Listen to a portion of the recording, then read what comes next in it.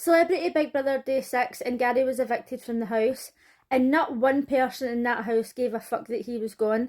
And I felt as if they were all bitching about him a wee bit, to be honest, because Levi was like, oh, he just wasn't comfortable here, he tried too hard to fit in and all that. Now, obviously, as I've said before in another video, if you know that people are bitching about you behind your back like that, then you're not going to be comfortable. But Shan says, does anybody know what he done for a living? Because I asked him, but he just spoke in riddles, and I wasn't clear what his job was. And Ekin-Su said, oh, he says that he likes to go partying in Ibiza with his friends. And Shan says, oh, he's a bit old for Ibiza. And I thought, is he though? Like, if the guy's happy going to Ibiza with his pals, then what harm is he doing? And not only that, right, but I know older people who have been to Ibiza, and they don't go partying and all that with like all the younger people.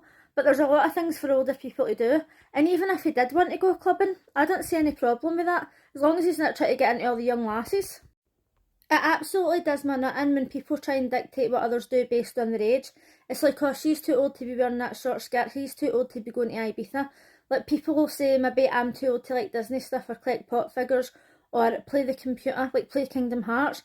And it's like, I'm an adult, I'll do whatever the fuck I want. So if he wants to go to Ibiza, let him. Big Brother gave the housemates their shopping task, and when he told them that they all had to be police officers, I thought if I was in the house at this point, I probably would have got chucked out, because I'd have said something like, I don't really fancy sitting about doing fuck all day, being a racist, sexist arsehole, but they all seemed happy with it. So Big Brother put Lauren in charge, and I have to tell you, every time she was coming down the stairs, I was like, oh, here she comes. She's one of the bosses that you would hear the keys coming down the stairs and you'd be like, ah, she's coming, go back to work, like just hide. Do you know what I mean? She had like that pure mean boss face about her. So the housemates thought that they had to collect evidence and present it at the end to win the shopping task, but it's Big Brother, so obviously it's not going to be that simple.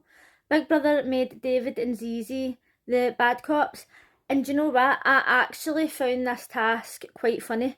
When David and Bradley were out in the garden and Bradley was distracting Bradley, it was just so ridiculous because the stuff was happening right there and he didn't have a clue. And then when Zizi came out and she was like, oh, I need fresh air, and then he was just standing with his back to it and he's like, oh, they've not been out for a while, and all the stuff was happening every time he turned his back, and she's like, oh, I've not seen anything either.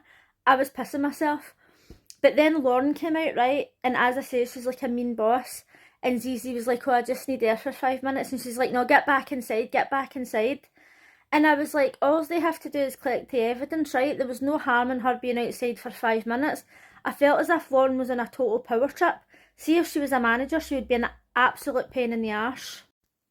Ekin-Su and Coulson were collecting the finger evidence, and it was up to David and Zizi to steal it out of the evidence cupboard and swap the body over.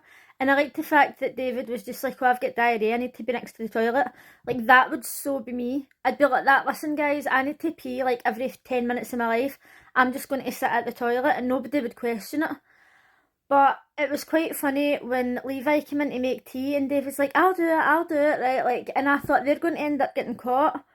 But obviously we were just seeing wee clips of what they were being showed to do. So in the grand scheme of the whole day, it really wasn't suspicious at all. But David and Zizi done such a good job. And I have to say, this is the first episode that I've really watched and I've not thought that Zizi was a complete bitch. When it was time for the housemates to guess who the bad cops were, and they were saying, oh, I think it's Levi, I think it's Fern because she's been quiet all day, I think it's Bradley because he kept coming in from outside. And Zizi and David were like, oh yeah, I agree. And it was so funny to watch because things are obvious when you already know, but when the other housemates didn't have a clue what was happening, they just weren't picking up on it. And I think that they really deserved to win this task. Because they passed the task, David and Zizi got to choose 2 people to take into their wee secret cafe place, and they chose Marisha and Ekin-Su. And it was quite good to see Zizi and Ekin-Su getting on, because after the last episode, it just seemed like they were bitching at each other and they just didn't like each other at all. So it's good to see that they're at least trying to be friends.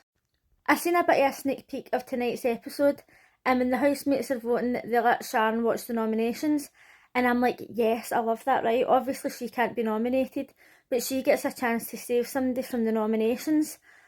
But I just wish that Big Brother had more face-to-face noms. I would be that person in the house that Big Brother would say, it's time for face-to-face noms, and I'd be like, yes, stand up. I don't feel bad, right? If I don't like somebody, I'd stand up, I'd say, I'm voting for that person, and they'd say, what's the reason? And I'd say, because he's a cunt bag, and I can't look at his fucking face, and I can't stand him. The good thing about Sharon being a VIP house guest is that she can do whatever she wants in the house, and it's not going to affect her time in the house at all. Big Brother is letting her save somebody from nominations, and it's not as if she's going to spend the rest of the time thinking, oh, they're going to nominate me now, because she's never going to be up for nomination. So I think that that's quite a good twist, and I'm interested to see who she saves. I've just realised that I'm just about to post this video from last night's Big Brother, and the next one is on in about an hour, but I've been busy all day, but I still wanted to get this done anyway. But let me know who you think is going to be up for nomination tonight. I think it's going to be Ekin-Su, Zizi and Lorne. Just before I go, actually, somebody left me a really nice comment on my Big Brother YouTube video, and they were saying that they really like the way I say bitch.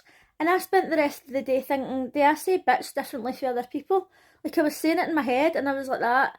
I don't know if it's the way I say it, or if it's just my accent.